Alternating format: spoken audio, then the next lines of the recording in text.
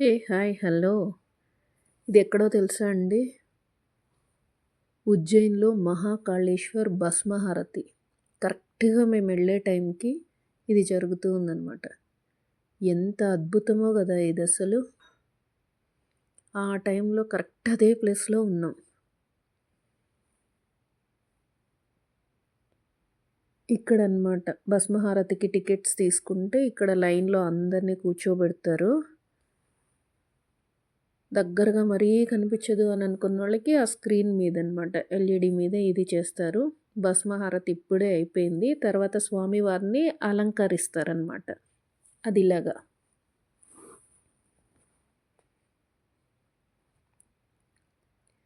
చందనంతోటి, కళ్ళు, నామాలు అన్నీ చక్కగా ఒక భస్మహారతి అయిపోయిన తర్వాత వెంటనే ఈ ప్రాసెస్ అంతా ఒక 2 అవర్స్ జరుగుతది. ఎర్లీ మార్నింగ్ నుంచి 6 వరకు ఉంటుందన్నమాట. ఆ ప్రాసెస్‌లో భస్మంతోటి హారతి అయిపోయిన తర్వాత అలంకరిస్తారు స్వామివారిని ఇలాగా.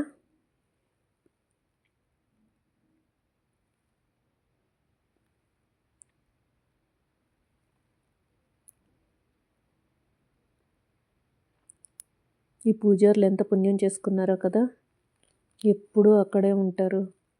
ప్రతిరోజు తెల్లవారుజామున 4కి మొదలుపెడతారు ప్రతిరోజు. ఈ ఉజ్జయిన్‌లో ఏంటంటే స్పెషల్ ఎక్కడా లేనిది చితాభస్మంతోటి. ఆ రోజుకి ఆ రోజు మాత్రమే తెచ్చి ఆ చితాభస్మంతో స్వామివారికి భస్మహారతి జరుగుతది. ఇది అక్కడికెళ్ళి తీసుకోవాలి అనంటే కుదరదండి టికెట్స్. 3 మంత్స్ ముందే మనం ఆన్‌లైన్‌లో టికెట్లు బుక్ చేసుకుంటే మనకి మెసేజ్ వస్తది. అది వస్తేనే కన్ఫర్మేషన్ అయినట్టు. అది చేసుకొని అక్కడికెళ్తే లైవ్‌లో మనం చూడగలం ఇవి. లేదు అంటే 4:00కి లైన్‌లో అలా వెళ్తే ఆ టైంకి అది దొరకొచ్చు మనకి, దొరకకపోవచ్చు. అది డిపెండ్స్ అనమాట. కానీ ఈ హారతికెళ్ళాలి అనంటే మాత్రం 3 మంత్స్ ముందే టికెట్ బుక్ చేసేసుకొని అదయిన తర్వాత అక్కడ మనకి కన్ఫర్మేషన్ వస్తది. ఒక పాస్ గూడా. తర్వాత మనం పేమెంట్ చేసేసిన తర్వాత మనకొక పాస్ వస్తది. దాన్ని తీసుకొనెళ్ళి మనం అక్కడ చూడొచ్చు. అయిపోయిందండి భస్మహారతి. ఇదిగో బయటికొచ్చాము. ఆ టైంలో టెంపుల్ ఎలా ఉందో వ్యూ ఒక్కసారి. ఇక్కడ మళ్ళీ ఎల్ఈడీలో తర్వాత భస్మారతి తర్వాత వెంటనే అలంకారం మొత్తం తీసేస్తున్నారు. ఇంకిక్కడి నుంచి కంటిన్యూగా అభిషేకం అవుతదనమాట. ఇప్పుడు హారతిస్తున్నారు. అలంకారం అయిపోయిన తర్వాత స్వామివారికి హారతిస్తారు.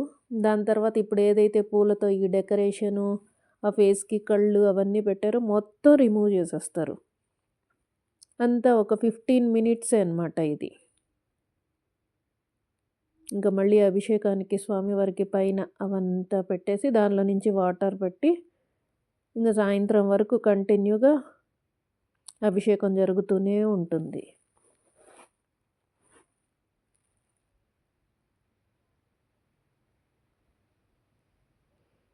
ఎక్కడా లేనిది ఇవి కొంచెం శక్తితో కూడుకున్నవండి.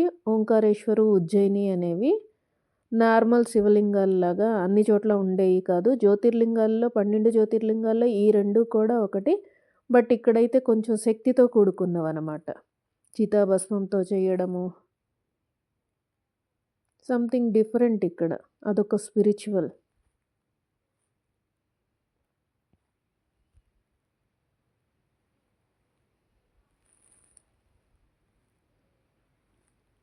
స్వామివారికి స్వీట్స్ అవన్నీ. అక్కడ కూర్చున్న అంటే ఈ స్వీట్ బాక్సెస్ ఎవరైతే తీసుకొచ్చారో ఇది వీఐపీ వాళ్ళు. ఆ స్టార్టింగ్ లైన్‌లో ముందు ముందు కూర్చున్న వాళ్ళు స్వామివారికి ప్రసాదం గూడా ఇస్తారు. అవన్నీ ఈ హారతి అయ్యేంత వరకు అక్కడ పెట్టేస్తారు.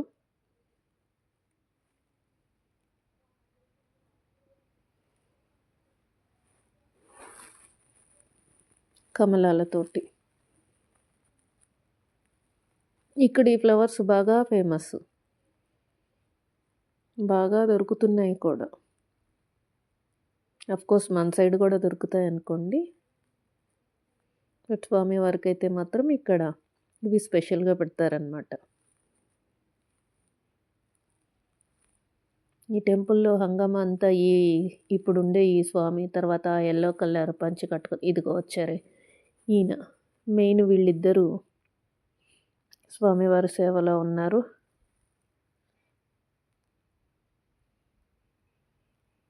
ఇది జస్ట్ మాటల్లో చెప్పలేమండి. ఆ వైబ్స్ వెనకాల అవి వాయిస్తూ, ఆ డమరుకము, ఆ శంఖు ఇవన్నీ వాయిస్తూ స్వామివాళ్ళు ఆ మంత్రాలు అసలు ఆ 2 అవర్స్ అయితే వేరే వైబ్‌లో ఉంటాం మనం అసలు. ఎంత పుణ్యం చేసేసుకున్నామో ఇప్పుడు అని అనిపిస్తది. ఇంకేం అక్కర్లేదు. ఇలాగే ఇంత పుణ్యం చేసుకున్నామా? మనం ఇంత అదృష్టవంతులమా? గూస్ బంప్స్ వచ్చేస్తాయి ఆ 2 అవర్స్ అక్కడ. ఇంకా వేరే ఏం గుర్తు రాదనమాట. ఒక ట్రాన్స్‌లోకి ఎళ్ళిపోతాం.